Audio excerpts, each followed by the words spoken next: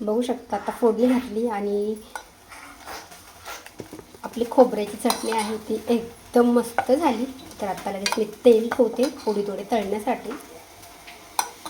Hi hello नमस्कार. तर तुमचं सगळ्यांचं एकदा आपल्या एका नवीन रेसिपीमध्ये आणि एका नवीन व्हिडिओमध्ये मी सीमा खूप सारं स्वागत करते. तर आज बनवणार आहे मी खोबऱ्याची चटणी, ओल्या खोबऱ्याची, जी की आपण उडीद वड्यासोबत आणि इडलीसोबत पण बनवू शकतो. त्यासाठी घेतलेला आहे एक ओला नारळ. तर थोडासा ठेवला आहे वड्यासाठी आणि थोडासा घेतलेला आहे चटणीला. तर आता आपण चटणीचं साहित्य काढूयात. एक आल्याचा तुकडा घेतला आहे मी छोटा, थोडंसं बारीक करते, मिक्सरलाच लावायचे पण तरी पण थोडंसं बारीक करून घेते, अगदी थोडंसं. आणि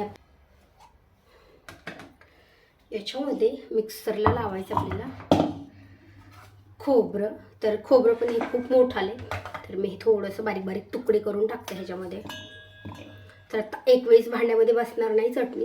आणि दही पण आणायला गेले, दही संपले. तर रुद्राशी त्याचे पप्पा दही आणायला गेले, तोपर्यंत म्हटलं चटणी बनवून घेऊयात. आणि वड्याचं पण पूर्ण तयारी आहे ती करून घेऊयात. आता मोठाले तुकडे टाकले तरी पण चालतं ह्याच्यामध्ये, पण काय होतं आमच्या मिक्सरच्या भांड्यामध्ये निघत नाही पूर्ण, त्याच्यामुळे मी थोडीशी बारीक बारीक करते आणि टाकते. आता अर्ध खोबरं आहे मी ह्याच्यामध्ये टाकते, थोडंसं आलं आणि हे आहेत फुटाणे डाळ. तर आता आपल्याला ही पण घेतली, तर ही पण ह्याच्यामध्ये टाकायची.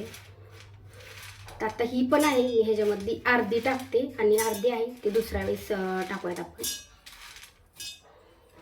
आणि आत्ता टाकायची आहे हिरवी मिरची. हिरवी मिरची थोडीशी जास्त घेतली कारण की अजिबात तिखट नाही, तळायची मिरची आहे त्यामुळे थोडीशी जास्त घेतली. आणि ह्यातली पण उडीद वड्याला पण आपल्याला वापरायची. अगदी 2 मिरच्या आहेत त्या बारीक कट करून उडीद वड्यामध्ये टाकायच्या. आता ही पण मिरची आहे, ही पण मी असे छोटाले तुकडे करते आणि ह्याच्यामध्ये टाकते.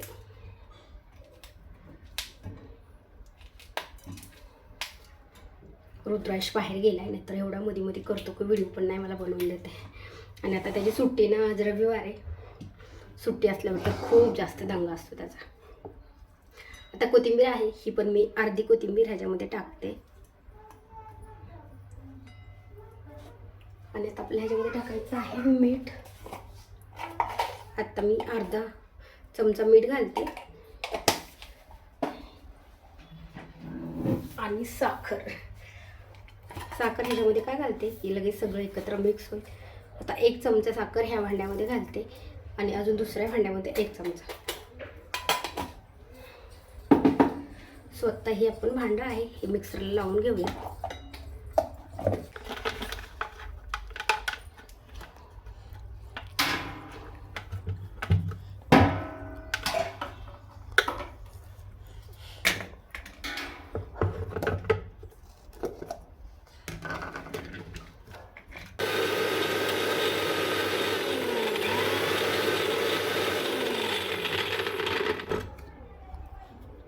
याच्यामध्ये थोडंसं ना पाणी टाकावं लागणार आहे कारण की काहीच निघलं नाही, थोडंसं पाणी टाकूया.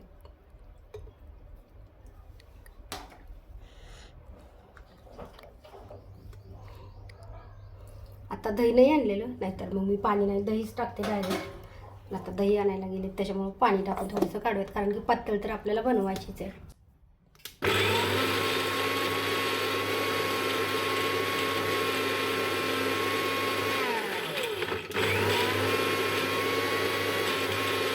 करून घेते. अजून कोथिंबीर आहे ना ती तशीच राहिली, पूर्ण बारीक नाही झालेली, तर अजून थोडंसं पाणी टाकते आणि अजून एकदा फिरवून घेते.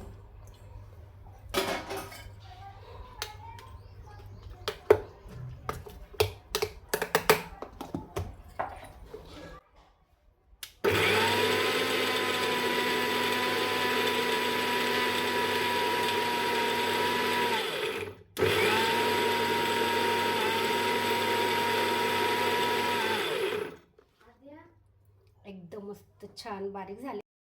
स्वतः ही चटणी काढून घेते. पार्सल आलं होतं माझं, तर मग आता पार्सल घेतलं आणि रुद्राश बाहेर गेलाय तोपर्यंत म्हटलं की ही चटणी आणि उडीद वड्याचं साहित्य फक्त काढूया. आता मी ह्या मोठ्या भांड्यामध्ये काढते कारण की ह्याच्यामध्ये आपल्याला अजून पाणी ॲड करायचं आहे. आणि जास्त होणार आहे त्याच्यामुळे मी ह्याच्यात काढते. आणि सगळी झाली ना नंतर मग उडीद वडे झाल्याच्या नंतर ह्याला फोडणी घालायची. एकदम मस्त बारीक झाली पेस्ट. आता मी ह्याच्यामध्ये ना अगदी थोडंसं पाणी टाकते. आणि मग अशी जे आपण जेवढं साहित्य टाकलं होतं ना ह्याच्यामध्ये आत्ता पण आपल्याला तेवढंच टाकायचं.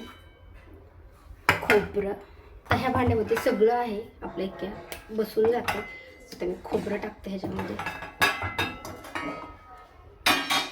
फुटाणे डाळ अगोदरची निवडून ठेवली होती.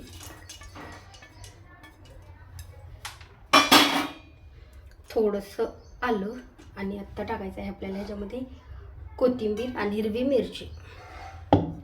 आता 2-3 हिरव्या मिरच्या आहेत ना ह्या ठेवायच्यात उडीद वड्यामध्ये टाकायला. तर मी ह्या 3 मिरच्या आहेत ह्याच्यामध्ये ठेवते टाकायला. आणि आत्ता ह्या 2-3 मिरच्या आहेत पण ह्या अजिबात तिखट नाही त्यामुळे मी थोड्याशा जास्त टाकते.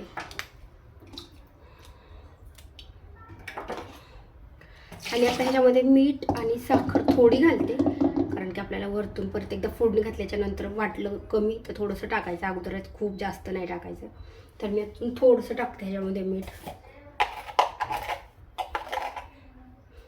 अर्ध्या चमच्याला पण खूप कमी टाकले. आणि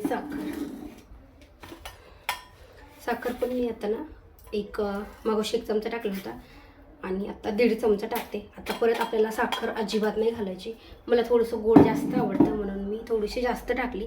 नाहीतर 1-1.5 चमचा पूर्ण चटणीमध्ये साखर टाकायची. म्हणजे आपली जेवढी जास्त चटणी असेल तेवढी थोडीशी जास्त, कमी असेल तर थोडीशी कमी. आणि आता मी थोडंसं पाणी ह्याच्यामध्ये लगेच टाकते. आपण फिरवून घेऊयात मिक्सरला. स्वतः दुसरं भांडं आहे ते पण मी लावून घेतलंय. आणि आता आपल्याला फक्त ह्याच्यामध्ये दही टाकायचं आहे. ते पण आता मी फोडणी घालायच्या आधी टाकते. आणि ह्याच्यामध्ये थोडेसे अजून खोबऱ्याचे तुकडे राहिले तर ते एकदा फिरवून घेते मिक्सरला. अगदी 2-3 राहिले, जास्त नाही.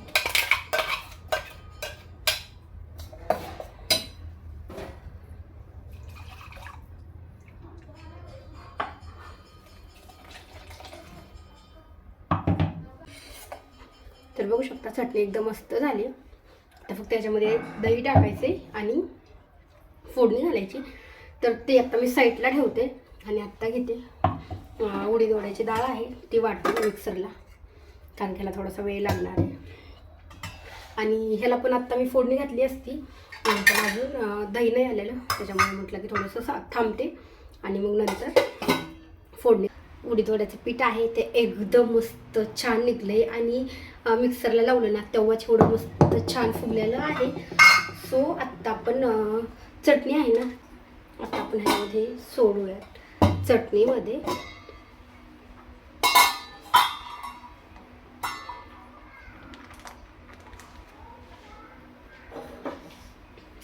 आता 1 पाकिट आहे तर चटणी थोडीशी जास्त आहे तर मी पूर्ण 1 पाकिट ह्याच्यामध्ये सोडते.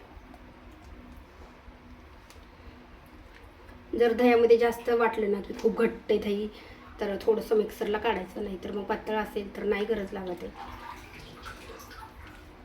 मस्त झाली चटणी, छान एकदम मस्त. आता एकदा आपल्याला छान मिक्स करून घ्यायचं. त्याला फक्त फोडणी घालायची. आणि जर वाटलं ना आपल्याला ह्याच्यामध्ये थोडंसं मीठ कमी वगैरे तर वरतून थोडं टाकायचं. आणि आता मला अजून पण थोडीशी घट्ट वाटते तर अजून थोडंसं ह्याच्यामध्ये मी पाणी ॲड करते कारण की उडीद वडे आहेत ना ते पण भरपूर पीठ भिजवलं आहे. हे बघू शकता पीठ इतकं मस्त छान फुगलं आहे. जेव्हा मी मिक्सरला लावलं ना तर तेव्हाच फुगत होतं. एकदम मस्त जाळी धरली. आता ह्याच्यामध्ये आपल्याला फक्त मीठ टाकायचे आणि थोडेसे जिरे आणि खोबऱ्याचे तुकडे आणि हिरव्या मिरचीचे. तर अगोदर फोडणी घालते. सो आता फोडणीसाठी मी तेल घालते.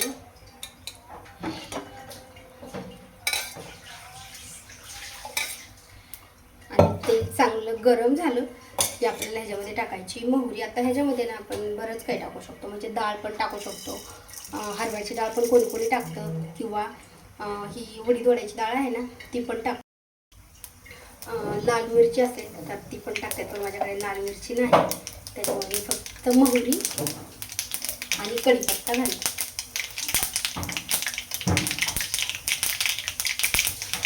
आता मोहरी आहे ती चांगली तडतडली. लगेच आपण याच्यामध्ये टाकूया कढीपत्ता. आणि आता फोडणी झाली आपण ओतून घ्यायची. आता आपण चटणीमध्ये फोडणी आहे ती टाकून घेऊया. बघू शकता आता फोडणी घातली आणि आपली खोबऱ्याची चटणी आहे ती एकदम मस्त झाली. तर आता लगेच मी तेल ठेवते थोडी तळण्यासाठी.